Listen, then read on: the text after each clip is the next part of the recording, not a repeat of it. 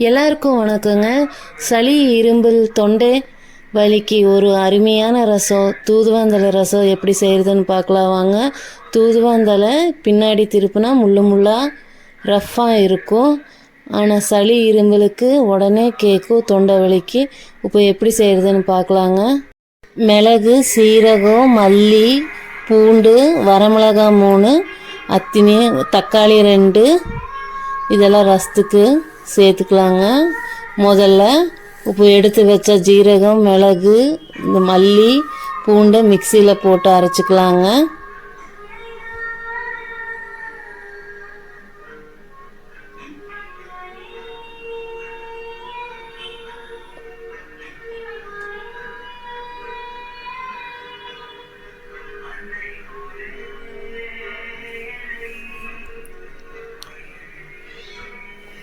நல்லா பவுடராக அரைச்ச மேலே தூதுவந்தலையை நல்லா தண்ணியில் போட்டு அலசிட்டு அதையும் மிக்சியில் சேர்த்து தண்ணி நல்லா புழிஞ்சிட்டு மிக்சியில் சேர்த்திக்கலாங்க.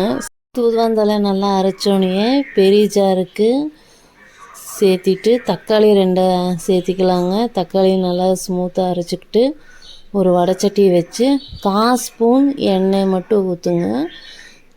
1/4 ஸ்பூன் எண்ணெய் சூடானோடனே கடுகு சேர்த்திக்கோங்க. கடுகு பொரிஞ்சோடனே பூண்டை போட்டு நல்லா வதக்கிக்கலாங்க.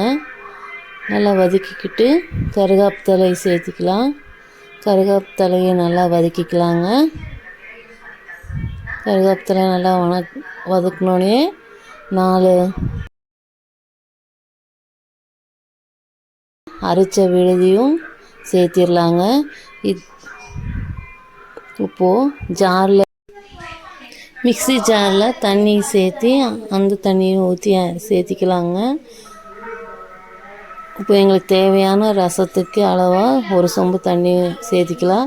இதே நேரத்தில் புளியை சேர்த்திக்கிறவங்க சேர்த்திக்கலாங்க. இப்போது ஒரு சளி இரும்பலுக்கு ஒரு அருமையான ரசம் ரெடி ஆயிடுச்சுங்க.